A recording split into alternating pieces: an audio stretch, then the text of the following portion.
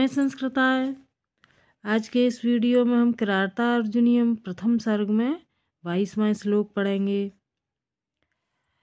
तो सह युवराज्ये नव यौवनोद्यतम निधाय दुशासन मिद शासनः मखे व खिन्नो अनुमत पुरोदशा दिनोत हव्येन हिरण्य रेतसम।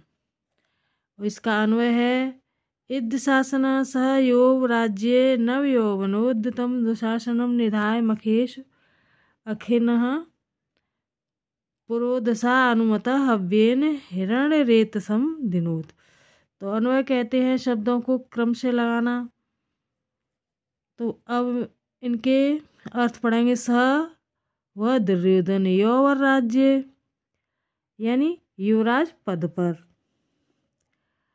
नव यौवनोद्यतम यानी नव योद्यतम का यानी नव यौवन से गर्वित, निधाय नियुक्त करके, दुशासन मिद शासन यानी दुशासन को नियुक्त करके शासन।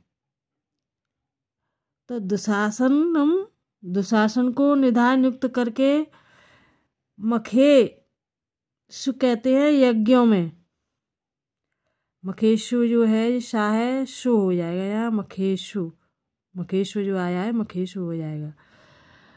तो ये यज्ञों में अखिन्न आलस्य रहित यानी आलस्य रहित पुरोदशा यानी पुरोहित द्वारा दिनोद प्रसन्न करके,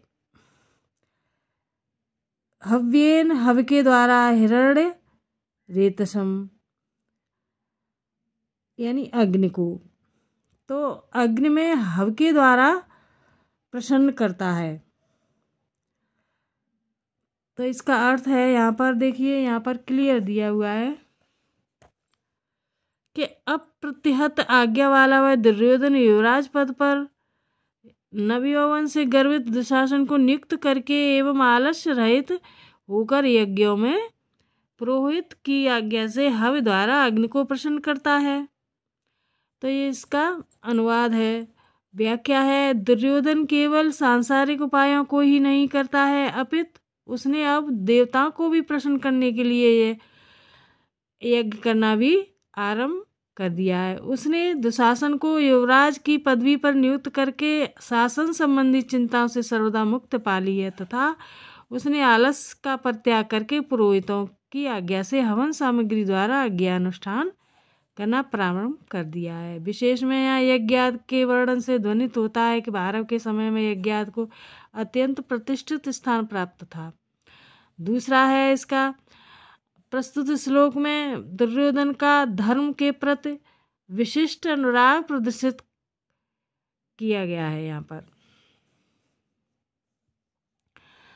अब देखो दूसरा है ये यहाँ पर प्रलीन भूपाल मपस्थ रायत प्रशास दावारिध मंडलम व सचिंत्यत्येव भय स्तुदेश्यति रहो दुरंता बलवद रोदिता। ये सूक्त परक वाक्य है ये, अहो दुरंता बलवद रोदिता। इसका देखो अन्वय है सप्रलीन भूपालम स्थारयत अवा हृदय भुव मंडलम प्रशासत अपि त्वत् एष्यति भय चिंतयत एव अहो बलवद विरोधिना दुरंता। इस तरह से है। इसके मीनिंग पढ़ने हैं तो देखो प्रलीन भूपालप का अर्थ है शत्रुओं से रहित, स्थिरायत यानी चिर स्थाई वाला, अब है प्रसाद अवारिद। तो यहाँ पर प्रसाद का अर्थ है प्रसाद यानी प्रसाद होगा, यहाँ पर प्रसाद का प्रसाद हो जाएगा। तो प्रसाद यानी शासन करता हुआ भी, अब यहाँ पर ये भी यहाँ पर हो जाएगा। मंडलम यानी पृथ्वी मंडल का, मंडलम भव माने पृथ्वी मंडल का। स वह दुर्योधन के लिए आया है चिंत्यत्येव यानी बिना चिंता के,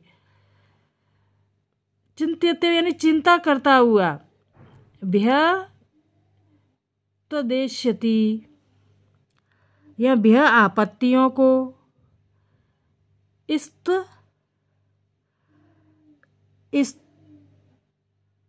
त्वत यानी आप,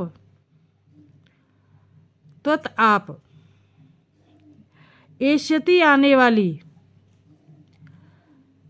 अहो आश्चर्यजनक, दुरंता आया यहाँ दुष्परिणाम वाली होती है। बलवद्रोदिता यानी बलवानों के साथ की गई शत्रुता, इस तरह से है यहाँ। इसका अर्थ देखो, प्रसंग में देख लो। वनेचर युधिष्ठिर से कहता है कि इतने गुण होने पर भी दुर्योधन सदैव आपसे शंकित रहता है। वह दुर्योधन, अनुवाद में, वह दुर्योधन निष्पत्न एवं निष्कंटक चिरस्थायी भविष्य वाले समुद्र पर्यंत विस्तीर्ण भूमंडल पर प्रशासन करता हुआ भी आपसे आने वाली विपत्तियों की चिंता करता ही है। खेद की बात है कि बलवान शत्रु के साथ विरोध अंत में दुखद की ही होता है।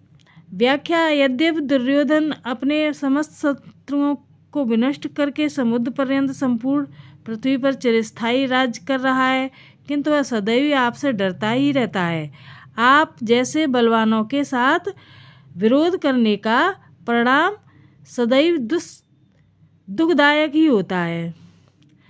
तो यहाँ आया है ना, जैसे किंतु वह सदैव आपसे डरता ही रहता है। प्रस्तुत श्लोक में वनेचर की कथा कुशलता के सराहनीय बताया गया है। विशेष में पहला है ये प्रश्न, यहाँ पर सब्सक्राइब करना वीडियो को। दूसरा है इसका प्रश्न, गुप्तचरों को कभी भी अपनी स्वामी को धोखा नहीं देना चाहिए। इस तथ्य को स्पष्ट करते हुए वनेचर युधिष्ठिर को दुर्योधन के यथार्थ समाचारों से अवगत कराता है। और ये अभी मैंने बताया था। तीसरा प्रश्न है, अहो दुरंता बलवद्रोदिता सूक्त परक, यह वाक्य है ये वाला, अहो दुरंता बलवद्रोदिता, इस तरह से। अगर वीडियो पसंद आए तो सब्सक्राइब करना, लाइक करना। धन्यवाद।